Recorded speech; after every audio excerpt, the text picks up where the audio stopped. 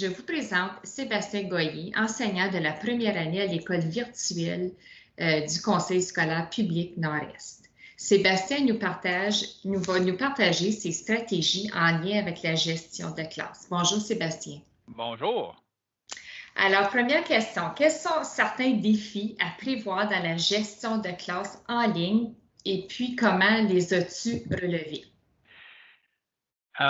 Les défis de caméra, hein? Des fois, c'est de micro et de caméra. Je pense qu'en virtuel, on entend, puis écoute, là, faut les prendre au plaisir, faut les prendre à la blague à un moment donné, mais euh, moi, c'est l'annonce là, de café où le monsieur parle, puis là, tout d'un coup, il réalise qu'il n'y a pas de pantalon, puis là, il s'avance pour verser son café.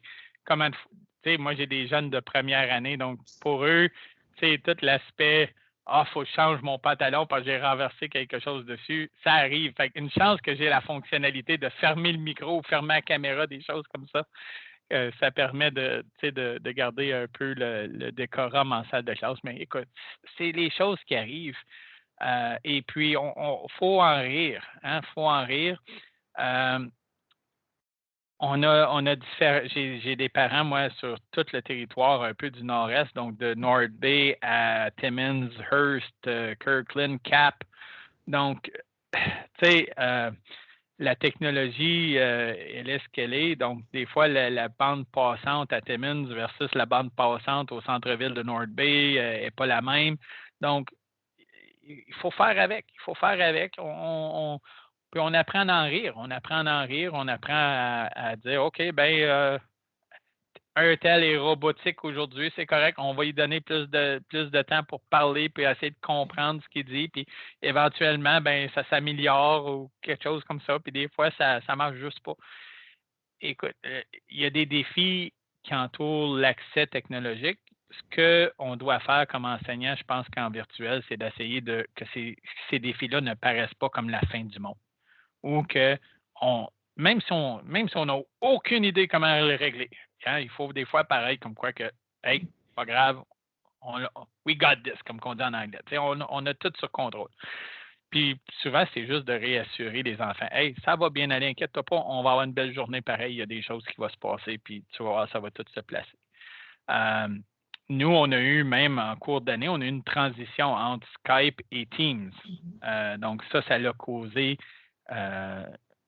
au début, ça causait beaucoup de stress chez mes élèves, surtout en première année. Monsieur, je ne sais pas comment ça marche, monsieur, c'est que. Et là, tout d'un coup, ils ont découvert le lever la main. Ils ont découvert qu'ils pouvaient mettre un bonhomme sourire. Ils ont découvert qu'ils pouvaient mettre le pouce en haut. Ils ont découvert, hey, je peux mettre un arrière-plan. Oh boy. Fait qu'on a passé une journée ou deux là, à découvrir Teams plus qu'à faire de l'enseignement. Mais c'était important pour ces jeunes-là parce que, hey, on aime ça, on aime ça. Ah, là, on a découvert qu'on peut aller faire des choses spéciales avec Teams. Donc là, donc ça l'a. C'est de transformer ce défi-là en avantage, right? C'est de dire, moi, là, je m'occupe, on sait que ça, c'est un défi. Comment qu'on peut tourner ça à mon avantage? Puis là, les jeunes, je trouve, là, ça reprend les règles de la classe. Dès le début de l'année, hein, on est comme en salle de classe à l'école, en salle de classe virtuelle, c'est la même chose. Les règlements de classe, j'ai dit à mes élèves, il faut passer nos règlements de classe, puis on les repasse fréquemment à l'école virtuelle. Dans mon cas, le règlement numéro 1, c'était tu dois arriver à l'école avec un sourire. Donc, s'il n'y a pas de sourire, on a un problème, on le règle et on commence la journée avec un sourire. Et les gens le disent, hein, quelqu'un arrive à l'école, pas de sourire le matin. Oh, monsieur, un tel n'est pas le règlement numéro 1. Fait que là, des fois, je prends un à un tout de suite en début de journée, on règle, on essaye de trouver un sourire en quelque part. Puis ça peut être un petit sourire, ça n'a pas besoin d'un fendu jusqu'aux oreilles, mais tu sais, c'est qu'il y ait une approche souriante à l'éducation. Et puis, ça va. Donc, oui, il y a des défis technologiques qui causent que des fois, c'est pas évident. Merci à la technologie, puis surtout au niveau de nous donner les fonctionnalités des fois, on peut fermer les micros lorsque il se passe des choses à la maison, puis c'est normal. On est dans la vie on est dans la vie personnelle des gens. Donc, des fois, on oublie de fermer le micro, puis le délivreur de UPS ou de Purlator arrive, puis là, c'est maman, elle répond, puis là, ou des parents qui ont plusieurs enfants, ben il essaye d'aider à un, puis là, t'entends tout de l'autre. Tu sais, c'est normal, ça l'arrive. C'est de trouver ce juste médium-là, puis ça se fait. C'est bien. Puis là, tu sais, c'est pas évident d'engager les élèves, puis aussi de créer un climat d'apprentissage positif. Est-ce que tu as des stratégies spécifiques que tu fais pour les engager? Ben, moi, je me suis créé un peu un genre de tableau d'affiches. Donc, au début, avant que Teams arrive, j'avais pris du chloroplaste, là, puis je m'étais fait un genre un frame là, avec du bois, là, puis j'avais comme mon tableau d'affiches. Fait que j'avais mes lettres en haut, j'ai mon calendrier, un peu qu'est-ce qu'ils retrouveraient en salle de classe avec mes images d'autorégulation, de ces choses-là. Donc, on garde un semblant. Puis, ça me permettait de décorer aussi pour les temps de l'année. Donc, à Pâques, il y avait un petit décor. J'aurais voulu décorer pour le printemps, mais en tout cas, avec les règlements essentiels et non essentiels des décorations, c'était pas essentiel. Donc, on a une chance que Teams était là pour me permettre de mettre un arrière-plan. Apprendre à rire de nous autres. Donc, ça, c'était comme je l'ai mentionné dans la question précédente, mais combien c'est important pour la gestion de classe de dire hey, on prend ça à la légère, là, on ne prend pas ça trop au sérieux, notre affaire. Fêter les anniversaires des enfants en virtuel. Moi, là, moi, c'était automatique. Tu sais, c'est la fête d'un enfant, on fait quelque chose de spécial. Mais c'est devenu tellement important pour les enfants. Hey, monsieur, là, c'est la fête d'un tel cette semaine-là. Qu'est-ce qu'on fait? Qu'est-ce qu'on fait? Puis c'était si simple des fois de dire hey, on joue au bingo, puis c'était de pouvoir apprécier chacun de nous autres. J'ai une élève qui est présentement à Los Angeles. Et cette semaine, c'était le congé, le Memorial Day aux États-Unis. C'était leur congé, leur long week-end du mois de mai. Ben, elle est allée au zoo avec sa famille, au zoo de Los Angeles. Et puis, sa mère m'a envoyé des photos, puis elle voulait donc présenter les animaux du zoo. Le kangourou. Elle, là, elle était fascinée que le papa kangourou était bien gros, puis bien grand, puis que la maman ne voulait pas avoir le bébé dans sa poche. Puis elle m'a tout expliqué ça. Elle m'a expliqué que le pied du gorille était quasiment aussi gros que le pied de son père, c'est pas plus gros.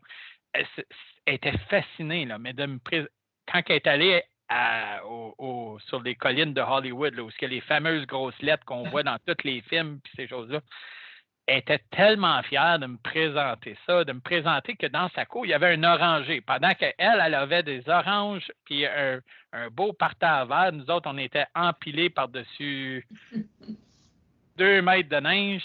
Donc, elle là, était tellement fascinée puis elle était tellement excitée donc de pouvoir redonner la parole aux élèves. Ça, c'était important dans le climat de classe parce que sinon, si c'est juste moi qui parle, ben là, ils déconnectent, right?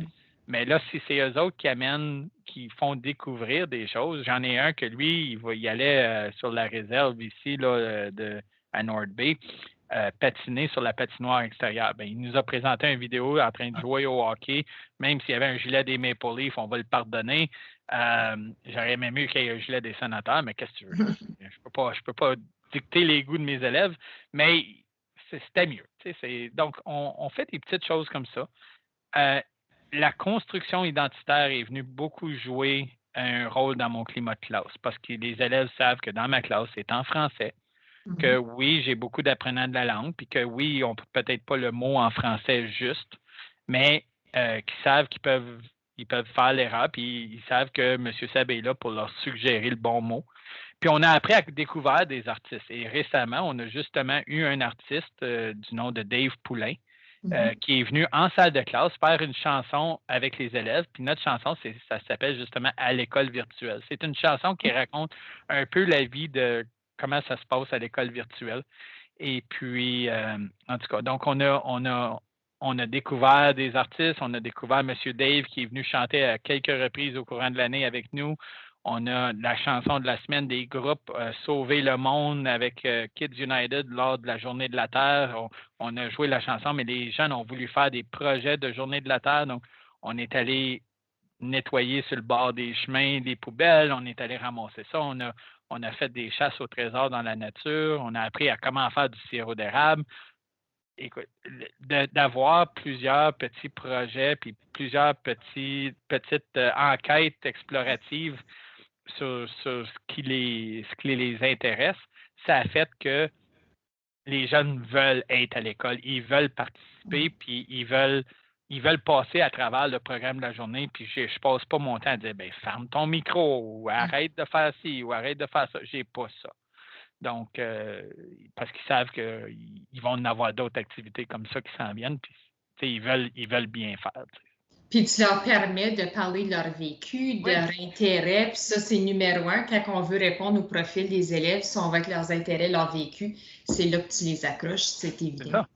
Oui. Ma dernière question pour toi, pour les élèves ayant des besoins particuliers, comment est-ce que tu peux venir en aide avec eux, même en enseignement virtuel? Donc, nous, dans notre horaire, on a un temps d'enseignement asynchrone qui me permet en fin de journée de rattraper certains élèves qui ont soit qu'ils ont des problèmes au niveau académique ou soit qu'ils n'avaient juste pas eu une bonne journée, puis on rattrape certaines choses. Ou ils ont manqué la journée d'hier, puis on a fait quelque chose de très important, puis ils n'ont pas écouté, ils n'ont pas eu la leçon parce qu'ils n'étaient pas là, donc je refais une mini-leçon, puis là, je peux les appuyer. C'est devenu aussi à un donné, ça devient des temps où ce que les jeunes se rencontrent avec moi, puis c'est de l'aide aux devoirs un petit peu. Tu sais, je suis rendu SOS Devoir ou Eureka en version mini là, pendant mon temps d'enseignement asynchrone, mais c'est le fun, les jeunes, puis tu vois, les jeunes s'asseyent avec eux autres. Monsieur, je l'ai-tu correct? Monsieur, puis là, tu sais, des fois, on trouve des erreurs aussi, puis tu sais, il y a beaucoup de beaux matériels sur Internet puis sur les différentes plateformes, mais j'ai appris que des fois, il faut réviser un petit peu parce que des fois, il y a des coquilles là-dedans. Tu sais, des fois, c'est normal, c'est correct, on apprend. La gestion de l'enfance en difficulté en virtuel passe aussi avec l'appui du parent. On ne peut pas offrir l'appui qu'on veut offrir à un élève en difficulté si le parent n'est pas là pour nous appuyer en arrière. Et moi, je suis chanceux, j'ai des parents extraordinaires. Donc, moi, j'offre à mes parents un mémo de la semaine qui un peu dicte mes activités de la semaine. Et je sais que ça se passe dans toutes les écoles. Ce n'est pas une idée révolutionnaire que j'avance là. Mais pour mes parents virtuels, pour eux, ils peuvent planifier justement qu'est-ce qui va se passer avec leur enfant cette semaine. Oh, il y a un spectacle cette semaine, OK, donc on sait que justement, peut-être petit Joe ici, là, il est excité pas mal ou il est surexcité à certains moments donnés, donc le parent va m'aider à faire un peu de l'autorégulation à la maison. On établit aussi pour chaque élève, et on fait ça toutes les 5-6 semaines, des OAP, des objectifs d'apprentissage personnel. Et puis, on fait des rencontres. Et puis après ça, là, en milieu de parcours là, du 6 semaines, on fait un 1 à 1 avec les élèves juste pour voir, hey, où est-ce que tu t'en viens dans ton objectif? Et puis ça, j'ai trouvé que ça l'a aidé ceux justement qui avaient des défis d'autorégulation, ça les a aidés beaucoup à dire, hey, OK, là, je fais ça. Oh, j'ai encore de la misère avec ça. OK, bien, M. Seb a une liste de vérification pour toi. Tous les matins, là, tu vas passer à travers ta liste. J'ai ma bouteille d'eau, j'ai mes crayons, j'ai mes ci, j'ai mes ça. Ah, là, il est prêt. Tu sais, ça l'a réglé certains défis. J'avais un élève, justement, qui, lui, il habite en appartement, donc c'est d'avoir un espace de travail qui était peut-être approprié. C'était difficile. Puis tout d'un coup, ben moi, j'avais une petite chaise pour enfants qui était plus que ma fille utilisait puis que j'utilisais plus.